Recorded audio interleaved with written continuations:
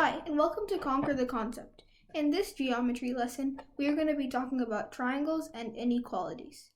We can classify triangles by their sides and angles.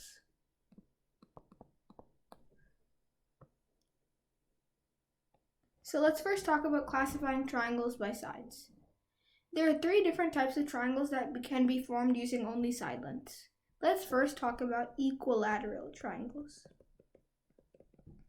Equilateral triangles are triangles that have side lengths that are congruent to one another. This dash on the side of the equilateral triangle means it's congruent in length to any other side that has that dash, which is all of them. An equilateral triangle is also equiangular, which means that each of these angles is congruent to each other and therefore 60 degrees.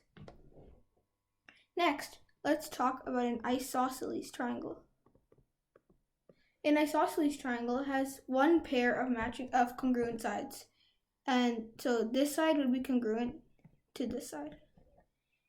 And it also has one pair of congruent angles, which are called base angles.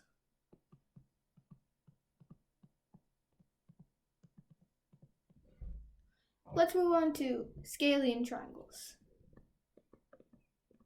A scalene triangle is a triangle that has all different side lengths. So it's represented by a different number of dashes on each side. So this one is not equal to this one or this one.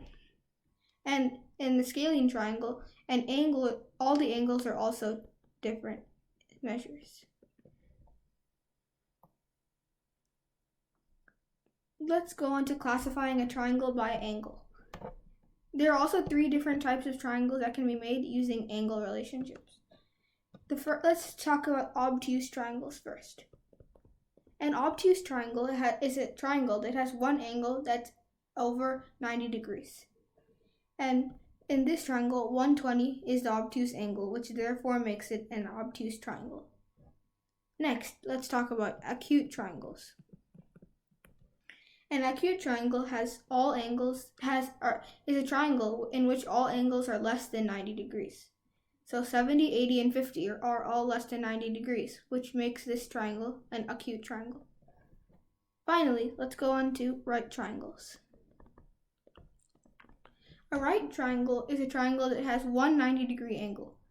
And since this has one 90-degree angle, the sum of this angle and this angle will be complementary and add up to 90 degrees, because 180 minus 90 is equal to 90.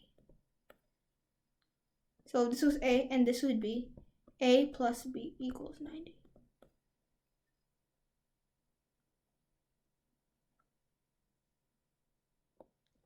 Let's go on to triangle inequalities.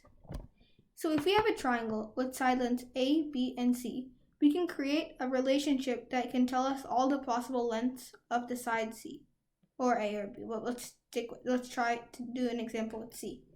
So any possible length of C would be greater than the absolute value of A minus B and less than the sum of A plus B.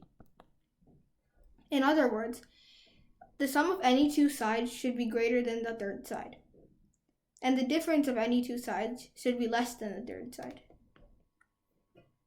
So let's set values for A and B. If A was 10 and B was 12, let's see all the possible values for C. Okay, so let A minus B is negative 2, and the absolute value of that is 2.